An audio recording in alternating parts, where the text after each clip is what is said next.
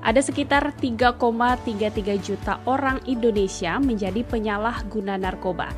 Pertanyaannya, bagaimana cara untuk memberantas kejahatan narkoba itu? Stand by. On the record. Halo pemirsa Antara, selamat datang di podcast Antara on the record.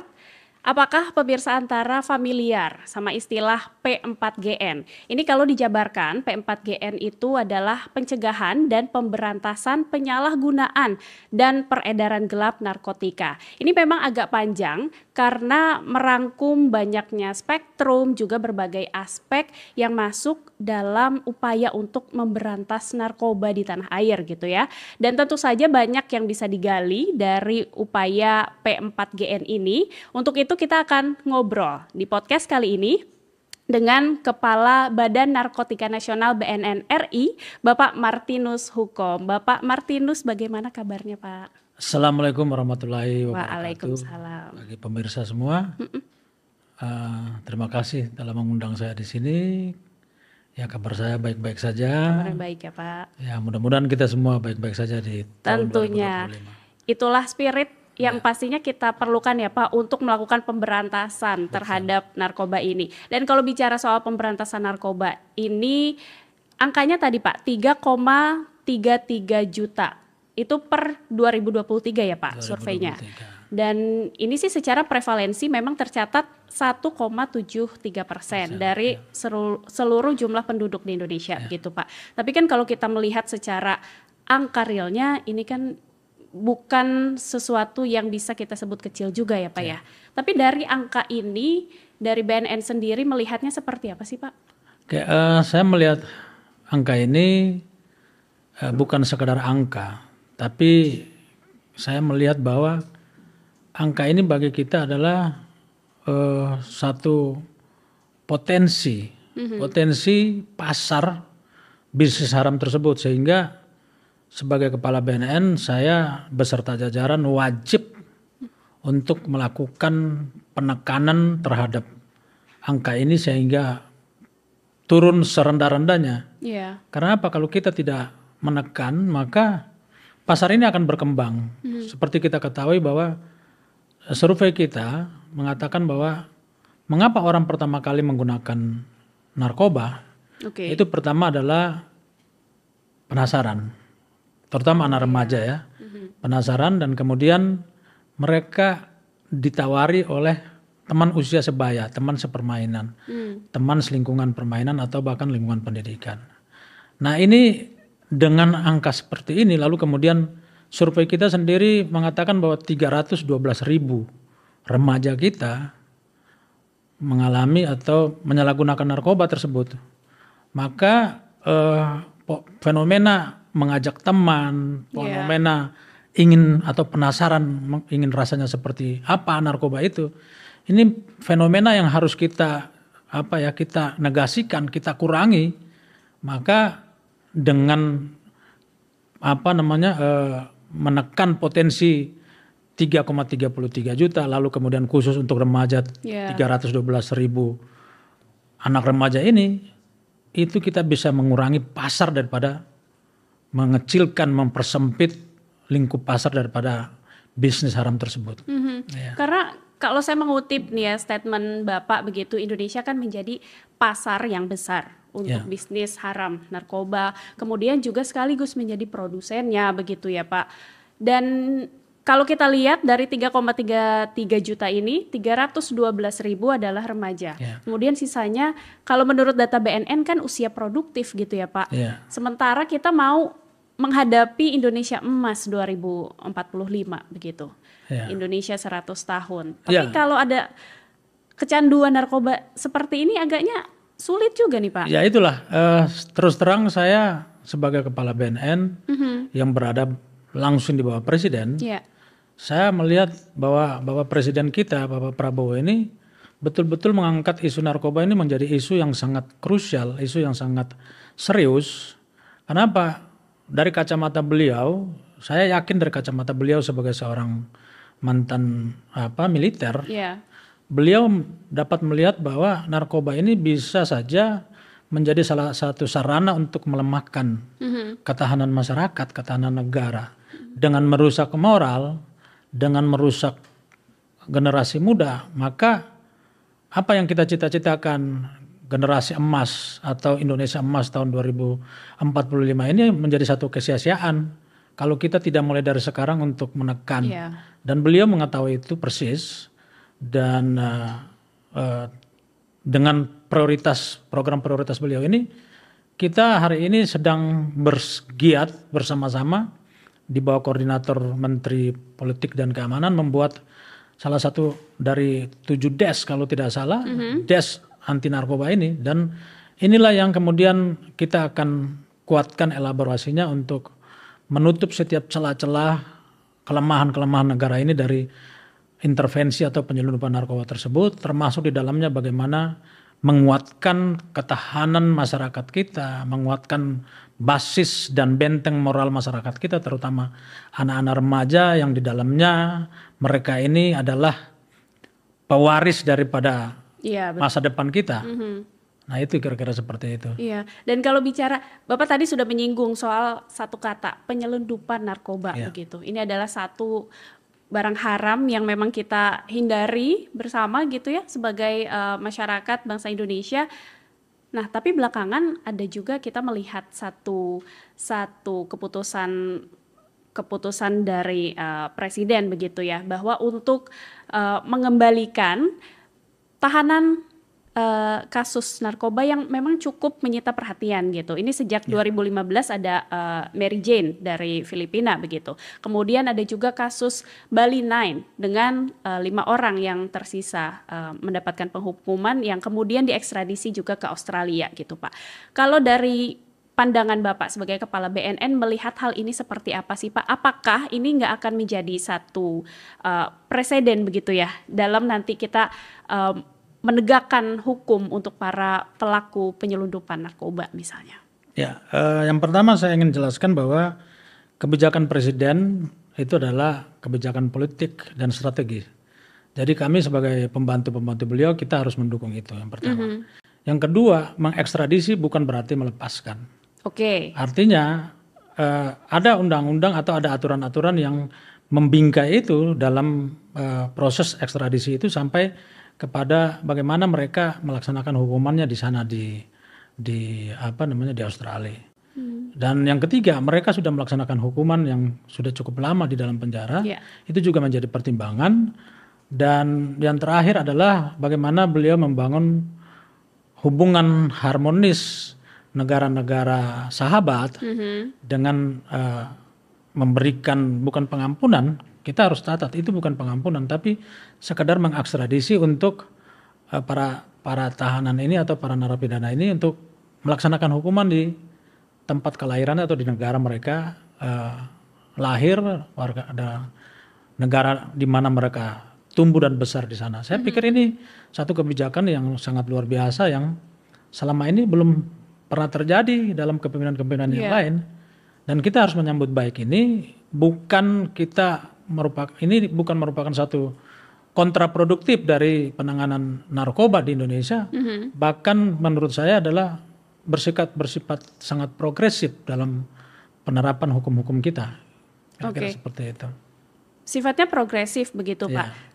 Tapi untuk ke depan, misalnya ada kasus serupa penyelundupan narkoba, dari BNN sendiri akan seperti apa sih sebetulnya fokus atau hal-hal yang akan dikejar nih dari para pelaku kejahatan narkoba ini Pak? Ya, kebijakan tidak akan lalu menghapus strategi kita menangani narkoba. Kebijakan adalah suatu pertimbangan etis, moral, politik. Tapi kembali lagi kepada pertanyaan tadi bahwa ketika kita menghadapi kasus-kasus serupa ya kita tetap melakukan penangkapan. Buktinya kita terus menangani isu-isu narkoba yang juga atau kejahatan-kejahatan narkoba yang juga dilakukan oleh orang asing yang ada di Indonesia. Hari ini Barreskrim baru saja membawa kembali ke Indonesia salah satu buronan yang warga negara asing kalau tidak salah, Ukraina. Ini bentuk dari komitmen negara untuk tetap terus menekan mereka. Yang penting kita jangan boleh main-main dengan undang-undang. Kita terapkan undang-undang seperti apa adanya. Ya. Dan kalau bisa saya mengutip statement Bapak juga bahwa di 2025 ini BNN akan melakukan satu pengejaran yang tidak terputus gitu ya Pak terhadap para penjahat narkoba begitu. Ya. Ini masuk ke dalam background Bapak juga kan Bapak lama nih di kepolisian di Densus 88 anti teror begitu ya. Apakah ini ada satu hal yang terbawa begitu ya, prinsip-prinsip yang dipakai dari hal itu melakukan pengejaran terhadap para penjahat narkoba nih Pak? Ya, jadi saya melihat bahwa struktur kejahatan dari narkoba dan struktur kejahatan dari teroris ini adalah hampir mirip. Sama-sama trans organized crime, yang kejahatannya lintas batas, lintas provinsi, dan mereka pada prinsipnya terkendali, terstruktur. Bedanya antara terorisme dan narkotika, kalau terorisme tersentral dalam hanya beberapa faksi. Tapi kalau narkoba dia tersentral tapi berbagai-bagai networking. Maka bagaimana kita melakukan penekanan terhadap mereka, menekan mereka, maka kita harus membangun semacam kontra networking, kontra jaringan. Ketika mereka membangun jaringan, maka kita harus mengkontra juga dengan jaringan. Artinya ada pagelaran jaringan-jaringan intelijen di seluruh pelosok tanah air ini, seluas jaringan narkoba itu berada. Dan saya punya pengalaman ketika kurang lebih 23 tahun menangani terorisme. Saya melihat bahwa pengejaran yang tidak terputus dengan pagelaran intelijen di mana-mana ini adalah suatu kekuatan yang sangat ampuh. Dan ini saya mendapat dukungan moral dari Pak Presiden karena dalam satu kesempatan, saya lupa pada saat itu beliau bicara di mana. Beliau bicara bahwa untuk mengejar koruptor, mengejar narkotika, penjahat-penjahat narkotika, penyelundupan dan lain-lain itu harus ada kekuatan intelijen. Maka ke depan 2025 ini fokus saya adalah penguatan intelijen, menggelar jejaring intelijen itu di wilayah-wilayah rawan dan pengejaran 1x24 jam dalam 1 minggu, sepanjang bulan, sepanjang tahun seperti yang kita lakukan ketika menghadapi terorisme. Dan itu cukup efektif. Kita berhasil 2023 membuat Indonesia zero attack. Untuk karena terorisme gitu ya. Dan saya berharap jejaring intelijen yang kita sebarkan ini, satu adalah memberikan dampak psikologi terhadap para bandar, dan yang kedua adalah memberikan menguatkan deteksi dini sehingga kita lebih maju beberapa langkah dari para jaringan para penjahat tersebut. Itu ya. Gitu. Tapi kalau bicara soal pemetaan dari jaringan itu sendiri begitu ya. Ini kan proses intelijensinya sudah juga masuk begitu ya di pengamatan ini. Kalau dipetakan titik-titik yang rawan di Indonesia itu mana saja sih Pak? Atau nggak usah kita sebutkan nama wilayahnya ya, tetapi bagaimana kriteria kewilayahannya misalnya? Apakah di pelabuhan kah lebih banyak atau di bandara kah atau seperti apa sebetulnya? Ya, jadi kalau bagaimana kita memetakan titik kerawanan, kita kembali kepada networking itu sendiri, jaring narkoba itu sendiri. Yang pertama kita bisa lihat bahwa core-nya itu di mana? Narkoba ini. Kita lihat yang bersifat sintetis itu dari luar negeri, rata-rata dari luar negeri. Baik itu dari Myanmar, di Afghanistan, kemudian di Golden Peacock atau di Amerika Latin. Dan bagaimana mereka memasukkan barang itu ke Indonesia. Kalau dari Myanmar mereka sudah barang tentu melewati perbatasan laut yang ada di sekitar Sumatera, kemudian Kalimantan Barat bagian utara dan Kalimantan Utara, masuk lewat perairan Selat Karimata dan Kepulauan Riau. Ini semua adalah potensi-potensi masuknya penyelundupan narkoba. Kemudian kalau dari yang berbasis kepada tanaman, kita punya tanaman asli Indonesia itu Aceh, dan di Medan yang mana produksinya adalah ganja. Itu juga yang harus menjadi fokus kita, fokus penyelidikan kita dan pemetaan intelijen kita Lalu kemudian yang kedua adalah pasar. Pasar itu tergantung kepada bagaimana masyarakat Indonesia rentan terhadap intervensi narkoba tersebut. Seperti kita lihat munculnya kampung-kampung narkoba di mana-mana hari ini terjadi. Dan kami sedang fokus ke situ untuk bagaimana memisahkan masyarakat dengan bandar-bandar narkoba tersebut. Karena hari ini kita melihat bahwa bandar ini sekarang bercokol, melembaga, berstruktur di dalam masyarakat. Sehingga kenapa ini terjadi? Saya ingin menjelaskan lebih lanjut kenapa ini terjadi. Karena masyarakat-masyarakat yang terkooptasi ini adalah masyarakat-masyarakat yang tingkat kemiskinannya sangat memprihatinkan. Dan hadirnya para bandar ini seakan-akan memberi solusi kepada problem masyarakat tersebut. Secara ekonomi gitu Pak. Secara ekonomi. Padahal menurut saya masyarakat kita ini terprovokasi dan diberikan propaganda yang ilusif. Kenapa? Sebenarnya mereka hanya memberikan keuntungan yang instan, padahal ada dampak yang sangat luar biasa daripada narkoba itu adalah kejahatan-kejahatan konvensional, kekerasan dalam keluarga, pencurian, pembunuhan, sex abuse dan bermacam-macam penyakit masyarakat lainnya. Artinya melebar kepada kejahatan-kejahatan lain gitu Pak. Maka intelijen kita harus mampu selain petakan sumbernya, harus mampu memetakan masyarakat-masyarakat di mana mereka berada, si para bandar ini berada. Kita harus bisa mengurai hubungan-hubungan yang terbangun antara masyarakat dengan mereka. Kalau saya melihat ada 3 hubungan yang sangat menonjol dalam masyarakat, di mana satu mereka ada hubungan patron and client di situ. Kemudian hubungan simbiosis mutualisme saling menguntungkan. Lalu kemudian karena 2 hubungan ini terjadi, maka masyarakat kemudian menjadi pelindung buat mereka. Nah itu yang harus kita urai, kita pisahkan masyarakatnya dengan menangkap para bandarnya dan memberikan edukasi, rehabilitasi dan berbagai intervensi sosial ekonomi kepada masyarakat yang rentan tadi. Sebelum lebih jauh Pak, kita mengurai lagi permasalahan masyarakat dan juga kaitannya dengan bandar narkoba begitu ya. Tadi kan Bapak sempat menyebutkan kalau ada jenis narkoba yang sintetis misalnya berasal dari luar Indonesia. Kemudian di Indonesia kita punya tanaman ganja begitu yang bisa tumbuh dengan subur kan Pak. Kemudian belakangan kan muncul juga narkotika jenis baru Pak. Gitu ya. NPS namanya. NPS, New Psychoactive Substances gitu. Dan NPS ini kalau kita sempat merecall gitu ya, Desember 2024 katanya menjelang tahun baru ada penggerebekan satu pabrik Happy Water misalnya.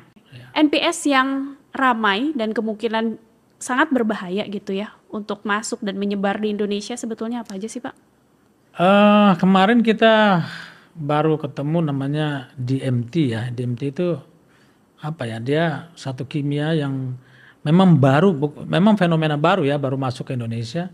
Dia memberikan rasa hayalan atau ekstasi yang sangat tinggi. Kita bisa mengalami tren seperti, dan itu narkoba tersebut biasa digunakan, bukan narkoba ya, NPS tersebut.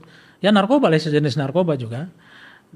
Adalah narkoba yang atau zat yang berasal dari Amerika Latin, itu biasa digunakan oleh para kayak penyembuh tradisional yang mereka menggunakan efek trance itu, ekstasi untuk semacam menangkap sinyal-sinyal dari roh-roh halus lah seperti itu. Tapi itu ya kalau dipakai oleh manusia yang normal ya akan merusak karena menyerang kepada saraf. Dan itu biasanya zat ini biasanya ditemukan pada orang-orang yang bunuh diri. Dia punya keberanian untuk membunuh diri. Nah, itu kita temukan. Setelah menggunakan zat tersebut gitu Pak. DMT namanya. Itu kita temukan kemarin di Bali.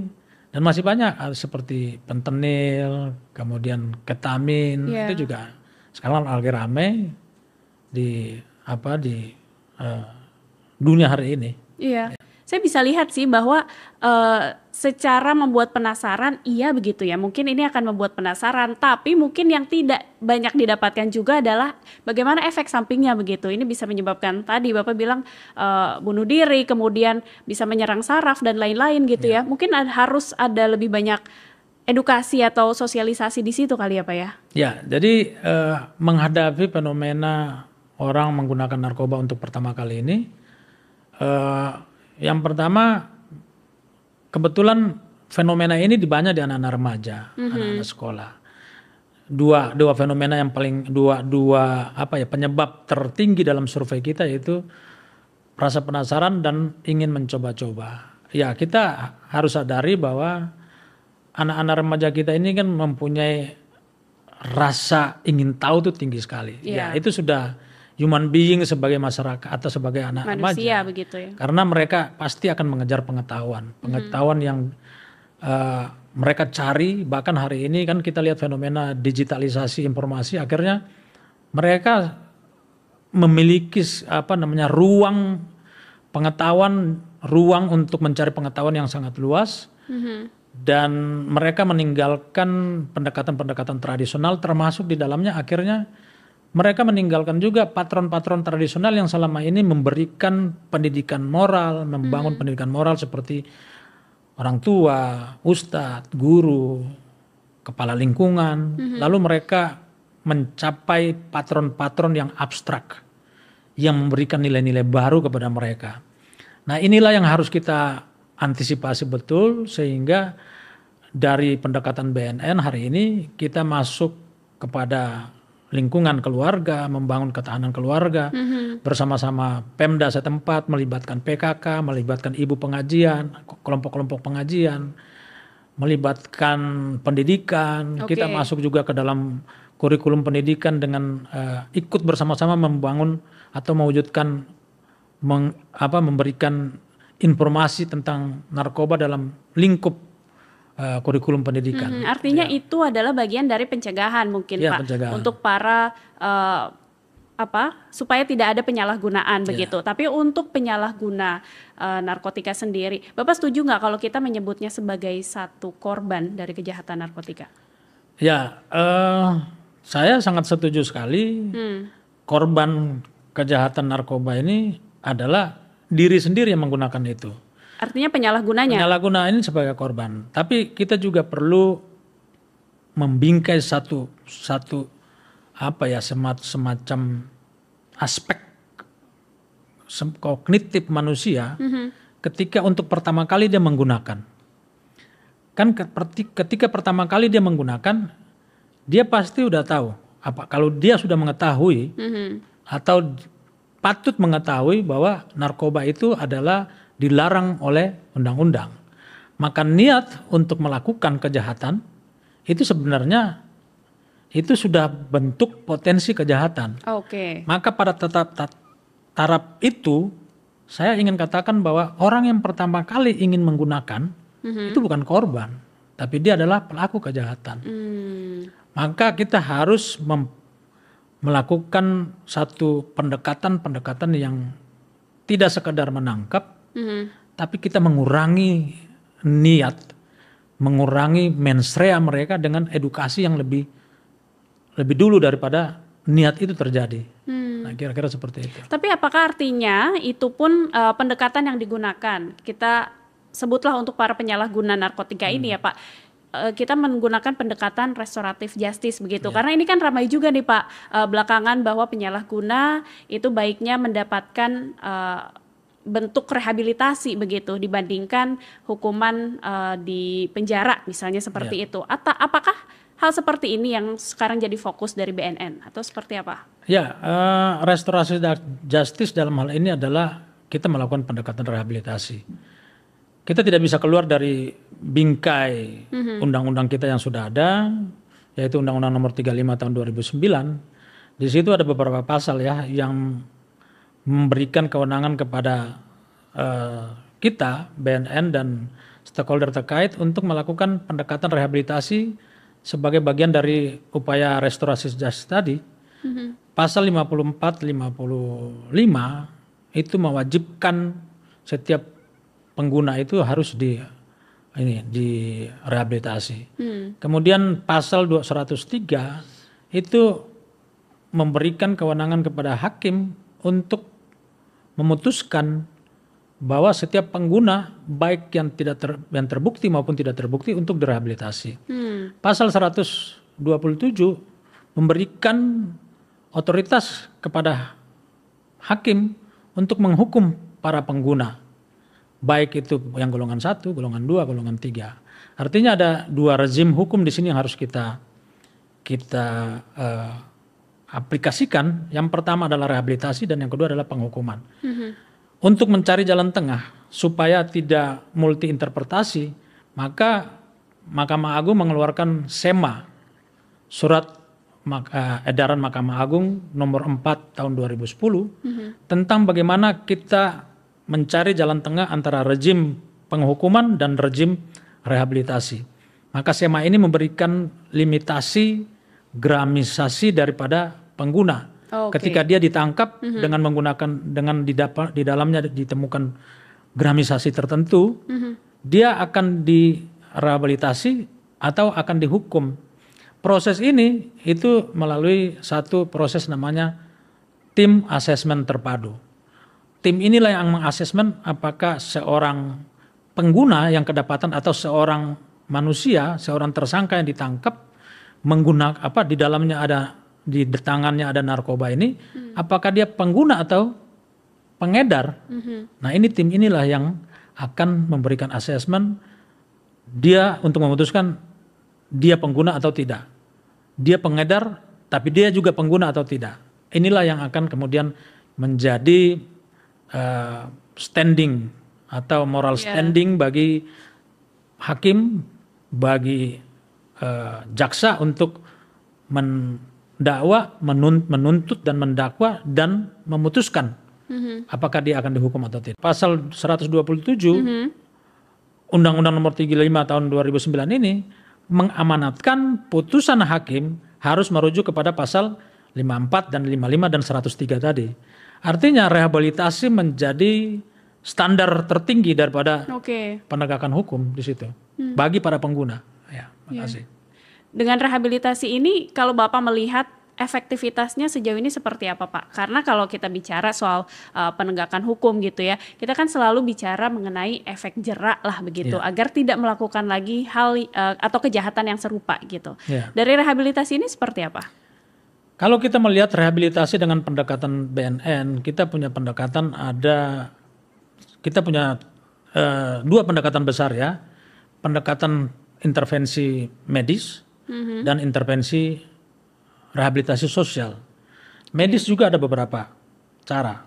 Yang pertama adalah pendekatan 3 bulan rawat inap bagi yang sedang, kemudian 3 bulan bagi yang rawat inap bagi yang agak